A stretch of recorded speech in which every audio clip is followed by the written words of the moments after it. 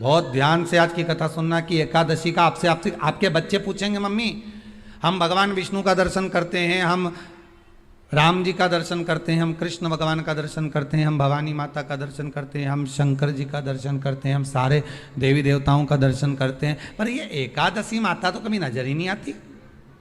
पूछेंगे कि नहीं पूछेंगे कि तुम जिस एकादशी का व्रत करते हो इनका जन्म कहां से हुआ, कहां जन्मी थी? एकादशी की जन्मस्थली कहां है भाई? भगवान कृष्ण की जन्मस्थली तो मथुरा है, श्री राम जी महाराज की जन्मस्थली बोल दो जम के अयोध्या है।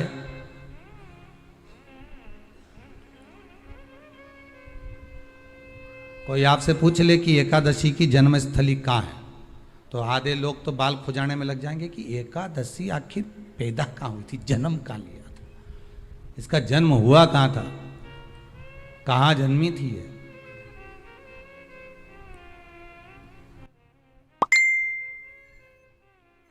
इसका जन्म स्थल है कहां? और अगर मान लो जन्म स्थल एकादशी का है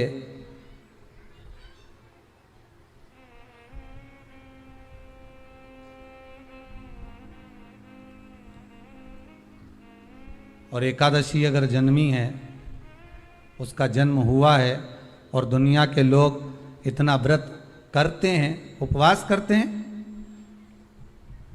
तो फिर इसका जन्म स्थल कहां होगा? तो कहा इसका जो जन्म स्थल है वो बद्रीनाथ। कहां पर है? बद्रीनाथ। और उस बद्री विशाल में भी एक गुफा जिसका नाम है हेमवती। क्या नाम है? हेमवती। उस गुफा में एकादशी का जन्म स्थल है। बद्री विशाल में हेमवती गुफा जो 12 योजन अंदर प्रवेश करने जितनी है, 12 योजन की गुफा के अंदर, हेमवती के अंदर एकादशी का प्रागट्य हुआ था, एकादशी का जन्म हुआ था।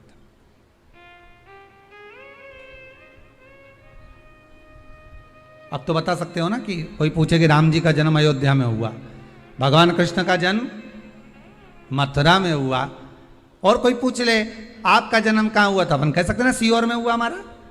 और आपसे कोई पूछे कहाँ हुए तो कहीं इंदौर में हुए कि देवास में हुए कि भोपाल में हुए कि मुंबई में हुए कि पूना में हुए, आपका तो बता दोगे। पर बच्चे आपसे पूछ ले मम्मी तू इतनी एकादशी का व्रत करती है, एकादशी का तू व्रत करती है और सबको करा देती है कि वल्लभ कुल की एकादशी करो, भले बकरी जैसे चरो पर एकादशी करो, और सबको एकादशी कराया, तो कोई पूछ ले कि एकादशी का जन्म कहाँ हुआ था, तो आप कह सकते हो कि बद्री विशाल में, हेमावती में, बद्री विशाल के हेमवती गुफा के अंदर जो 12 योजन की गुफा है, उस गुफा में एकादशी का जन्म हुआ।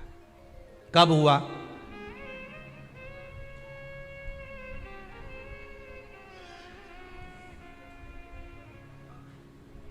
जन्म होने का कारण, राम जी के जन्म होने का कारण था रावण का संहार। भगवान कृष्ण के जन्म होने का कारण था कंस का संहार। नरसिंह भगवान के जन्म होने का कारण, प्रकट होने का कारण था हिरण्यकशिपु का संहार। वराह भगवान के प्रकट होने का कारण था कि पृथ्वी को जल पर लाकर ठहराना, हिरण्याक्ष का संहार।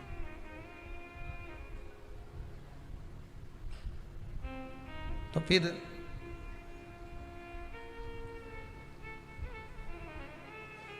इसके जन्म का कारण क्या? तो कहा इसके जन्म का केवल एक कारण है।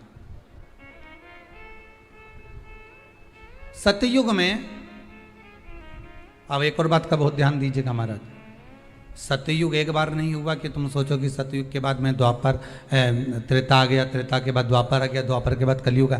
एक सतयुग नहीं है, एक त्रेता नहीं है, एक द्वापर नहीं है, ना जाने कितने कितने सतयुग निकल गए, ना जाने कितने कितने द्वापर, त्रेता, कलयुग, ना जाने कितने निकल गए।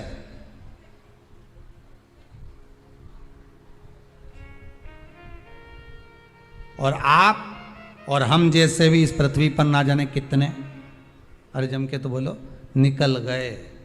पृथ्वी वहीं की वहीं है, जिस मकान में रहते हो वो मकान भी वहीं की वहीं है। बस कभी कभी एकदम प्लाट हो जाता है, फिर उस पर वापस बन जाता है, फिर क्लीन, फिर बन गया, फिर क्लीन, फिर बन गया। ना जाने कितने कितने कितने कितने जन्म हम ले चुके हैं, और हमारे भी आगे का जन्म कितने जन्म होते रहेंगे। जमीन वहीं की वहीं रह जाएगी और अपन चले जाए, बस वो जगह वहीं रह गई। जो पहले परदादाजी की थी दादाजी को मिल गई, दादाजी की थी पिताजी को मिल गई, पिताजी की थी उनके बेटे को मिल गई, उनके बेटे से उनको बेटों को मिल गई। मिलते मिलते मिलते मिलते कब वो जमीन भी बिक गई समय की अवस्था में, फिर दूसरे की हो गई। और हम सोच कर रह गए कि ये हमारा है, हम इसके लिए लड़ाई करें, झगड़ा करें। हम केवल इस जमीन के लिए, जरा सी प्रॉपर्टी के लिए अदालत में खड़े, अपना समय बर्बाद कर दिया, और जो पाना था वो छोड़ दिया।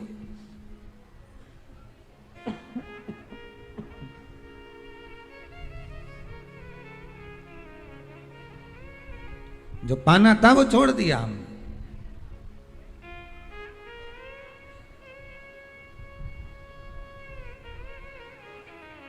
असली रजिस्ट्री तो ये शिव महापुराण की कथा है, जिसमें बैठकर आप 3 घंटा भगवान की भक्ति को जो धारण कर रहे हो, 3 घंटा जो भगवान की कथा को आप श्रवण कर रहे हो, 3 घंटा जो भगवान की भक्ति में आप डूबे हुए हो, 3 घंटा जो भगवत स्मरण में आप लगे हुए हो, बस यही असली रजिस्ट्री है, यही वहाँ काम आने वाली है। इसके सिवाय कुछ काम नहीं आएगा। धन दौलत माल खजाना सब पड़ा की पड़ा रह जाए।